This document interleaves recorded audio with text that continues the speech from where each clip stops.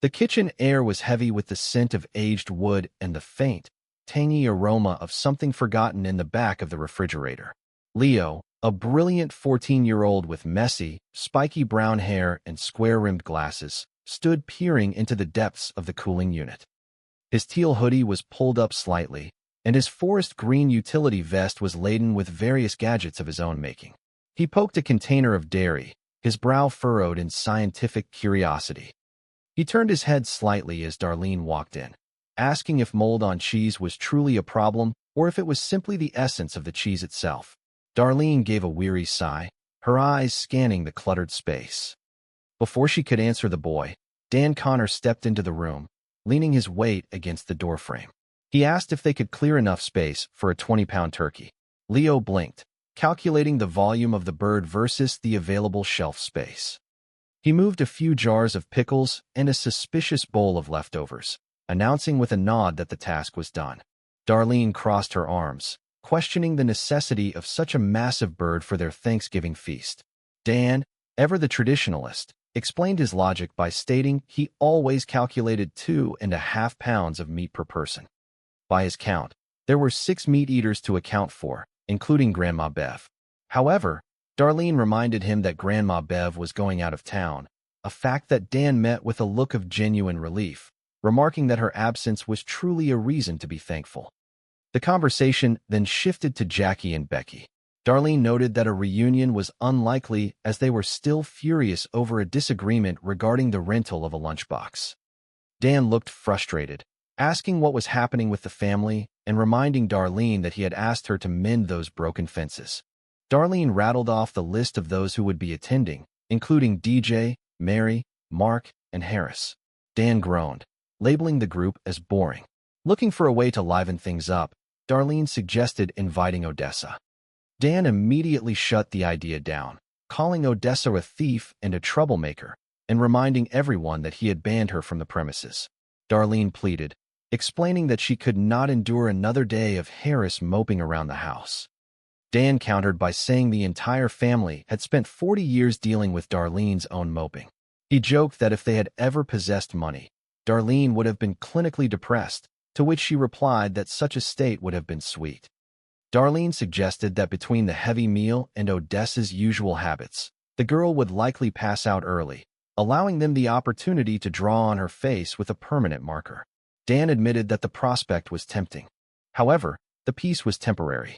Dan pressed Darlene on whether she had actually tried to reconcile with Jackie and Becky. Darlene insisted she had sent a very kind text message. When Dan asked to hear the contents, Darlene read it aloud. The message expressed love for her sister and niece, but was heavily laced with insults regarding their lack of awareness and their stupid ideas that could keep the family in poverty for a century. She concluded the text by calling dreams nightmares and inviting them to dinner. Dan pointed out that the message was far from helpful. Darlene defended her anger, noting that Grandma Bev had given her power of attorney, which had cast her as the villain in the eyes of her relatives. Dan insisted that all they needed was to get everyone in one room, share some beverages, and watch a classic holiday film. He believed that by the time the credits rolled, they would be a whole family again. Darlene remarked that it was an immense amount of pressure to place on a 30-year-old magnetic tape. Suddenly, the door swung open and Kira, a bold 12-year-old with a high ponytail and a bright mustard yellow jacket, marched into the room followed by Mark and their dog, Gizmo. Gizmo, a powerful and intelligent dog with white and earthy brown fur, trotted happily alongside them, the cookie-shaped white patch on his nose twitching as he caught the scent of the raw turkey. Kira explained that they had stopped by to see the baby on their way home from school. Darlene noted that it was quite a long walk for a quick visit. Kira then revealed that she wanted to take a picture of Beverly Rose for Grandpa, because he was worried he might pass away before seeing another Thanksgiving with the child. Becky and Jackie, who had entered behind the children, realized they were being manipulated by Dan's use of the kids to create guilt. Mark added to the performance, mentioning how much he needed his family while his mother was stationed in Afghanistan, eventually breaking into genuine tears. Despite seeing through the ruse, Jackie and Becky agreed to stay for the meal. However, they demanded that Mark tell Dan that using children as pawns was unfair and that Aunt Jackie deserved the lunchbox. To keep the children occupied, Dan offered them a mystery grab bag filled with items Grandma Bev had intended to throw away. Kira reached in and pulled out a carved coconut pirate head, an object Jackie remembered Bev holding while reminiscing about her travels. Meanwhile, Louise arrived at the house carrying several pies. She and Dan spent a moment looking through an old high school yearbook, laughing at the messages written years ago. Louise shared that her original plan was to visit her sister and listen to her brag about their wealth, but she had decided to join the Connors instead. Dan welcomed her, seeing her as a much-needed ally in the face of the brewing family tension. As the clock struck 4, Dan checked the oven only to find that the old appliance was not cooperating. The turkey was still far from being cooked. He announced that dinner would be delayed by several hours. To pass the time, the family gathered in the living room to watch football. The atmosphere was thick with unspoken grievances. Jackie and Louise began to bicker over a high school talent show from 1974, where Jackie felt Louise's band had played too long, ruined her rifle twirling routine. Dan tried to intervene, telling Jackie that twirling a toy rifle was never going to win a talent show and that she needed to let the past go. The tension finally boiled over when the adults began drinking. Jackie and Darlene traded increasingly sharp insults. Jackie accused Darlene of trying to replace Roseanne as the matriarch of the family, while Darlene retorted that Jackie had always been a burden to her sister. The argument reached a breaking point when Jackie slapped Darlene across the face. The room went silent. The children, who had been listening from the stairs, were terrified. Kira whispered to Mark that she hoped their mother did not end up in prison. Dan eventually moved the conflict to the garage, hoping the cool air would settle their tempers. He urged Jackie and Darlene to apologize and find a compromise. After a long discussion, Jackie and Darlene reached a tentative peace. Darlene agreed to support Jackie and Becky's restaurant dream, admitting that while she had her doubts, the family's unity was more important than the money. Just as things seemed to be resolving, Harris announced that she was moving out to live with Odessa. Darlene was heartbroken and angry, but Dan advised her to let the girl go for the night, believing she just needed to make a point and would return in the morning. The night ended with the family eating the skin off the partially cooked turkey. Louise returned to the house after a disastrous visit to her own family, sharing a pie with Mark and reminding him that even when things go wrong, there is still hope for a better tomorrow. The air in the kitchen was thick with the scent of old wood and the looming promise of a 20-pound Thanksgiving turkey. Leo, the young inventor with messy, spiky brown hair, adjusted his square-rimmed glasses as he peeked into the refrigerator. His forest green utility vest was slightly stained with grease from his latest project, but his mind was currently focused on the science of food preservation. He poked a container with his finger, squinting at the contents through his lenses. Leo turned to his older relative, Darlene, who was leaning against the counter. He asked if mold on cheese was fine, questioning if that was not the whole point of cheese to begin with. Darlene gave him a look that suggested she had seen much worse in that very fridge. Before she could answer, Dan, the patriarch of the family, called out from the doorway, asking if they could make room for a 20-pound turkey. Leo blinked, wondering why they needed such a massive bird. He quickly rearranged some jars of pickles and a suspicious-looking bowl of leftover mashed potatoes, announcing that it was done. Dan stepped in, his face etched with the weariness of a man who had seen too many holidays go sideways.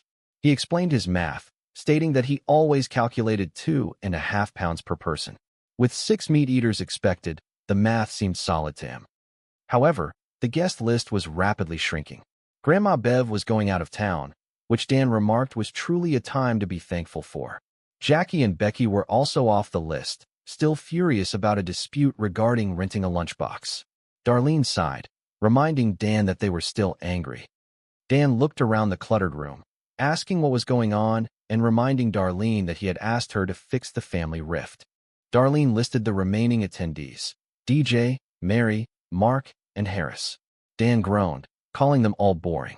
When Darlene suggested Odessa, Dan immediately shut it down.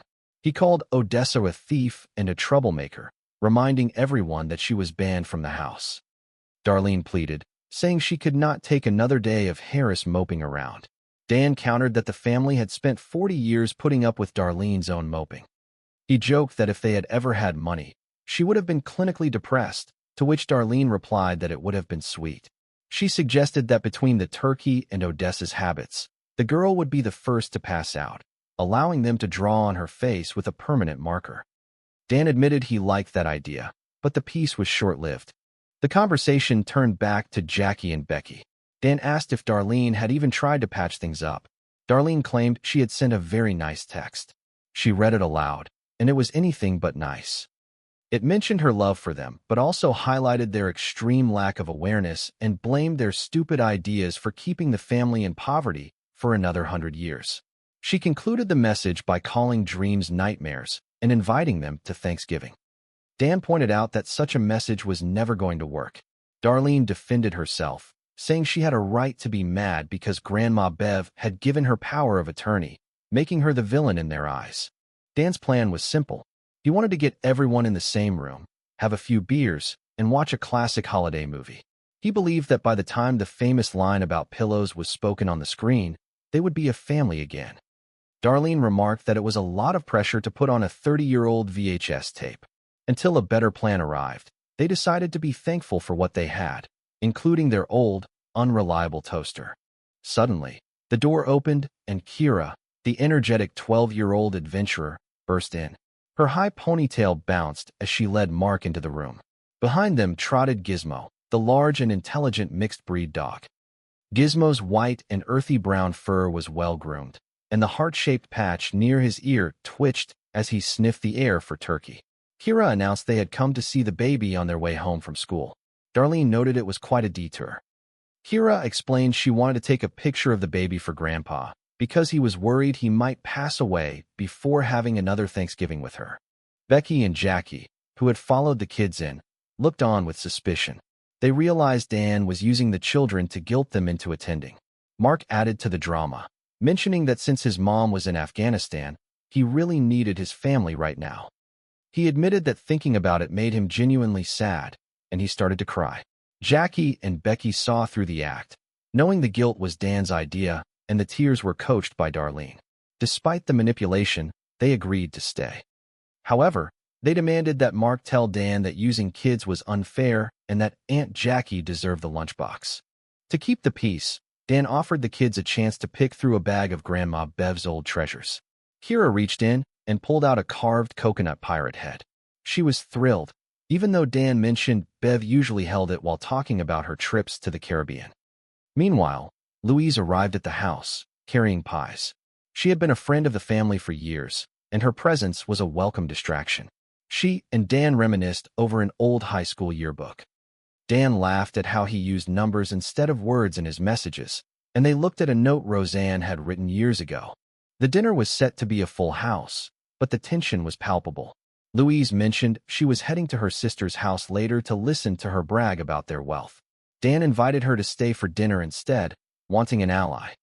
Louise agreed, mentioning she had baked pies with extra lard and sugar specifically to spite her sister. As they prepared to eat, Odessa arrived. She looked around the room and commented on how none of the plates matched. Darlene quipped that it was what happened when you stole them from different restaurants. When it was time for the turkey, Dan checked the oven and delivered bad news. The 40-year-old oven had failed, and the turkey was still raw. It would be at least 2 more hours. To pass the time, they turned on the football game. The room was filled with the sound of the television and the bickering of the adults. Jackie and Louise got into an argument about a high school talent show from 1974. Jackie was still bitter that her rifle routine was cut short because Louise's band played too long. Dan tried to mediate, telling Jackie that nobody ever won a talent show with a toy rifle and that she needed to move on. As the evening progressed, the alcohol began to flow. Jackie and Darlene traded insults, with Jackie calling Darlene a bitter rat and Darlene calling Jackie a loser. The argument escalated until Jackie slapped Darlene across the face. The room went silent. The kids, who had been listening from the stairs, were terrified. Kira whispered to Mark that she hoped their mom didn't kill Aunt Jackie, because having a mom in prison would be weird. Dan finally stepped in to break up the fight. He moved the party to the garage, hoping the change of scenery would cool things down. He realized the alcohol and the buffers weren't helping. Louise decided it was time to leave, noting that they needed a riot cop rather than a friend. Dan encouraged her to go, wanting to spare her the drama. Back in the house, Dan gathered Darlene and Jackie. He told them to shake hands and apologize. Jackie admitted she felt like she was slapping her own mother when she hit Darlene. Darlene apologized for her words, but admitted she shouldn't have enjoyed the conflict so much. They reached a compromise regarding the inheritance and the lunchbox. Dan agreed to back Jackie and Becky's restaurant idea, mostly because he believed in their desperation to succeed. Just as things seemed to settle, Harris dropped a bombshell. She announced she was moving out to live with Odessa. Darlene was furious, telling her she couldn't leave until she was 18. Harris retorted that she was fast enough to get away and that Becky was on her side. She stormed out, leaving Darlene stunned. Dan tried to calm Darlene down, saying Harris just needed to make a point and would likely be back in the morning. The night ended on a somber note. Dan sat in the kitchen, wishing Darlene could still drink with him so they could process the chaos together. He checked the oven one last time. The turkey was still a long way off. Louise poked her head back in, having returned for her pies after her own family dinner ended in a police intervention and a tossing. She sat with Mark, who was sad about his sister leaving and his mother being slapped. Louise told him that sometimes bad things happen and you still don't get pie. Then, with a small smile, she cut him a large slice, and they sat together in the quiet kitchen, finding a small moment of peace in the middle of the family storm.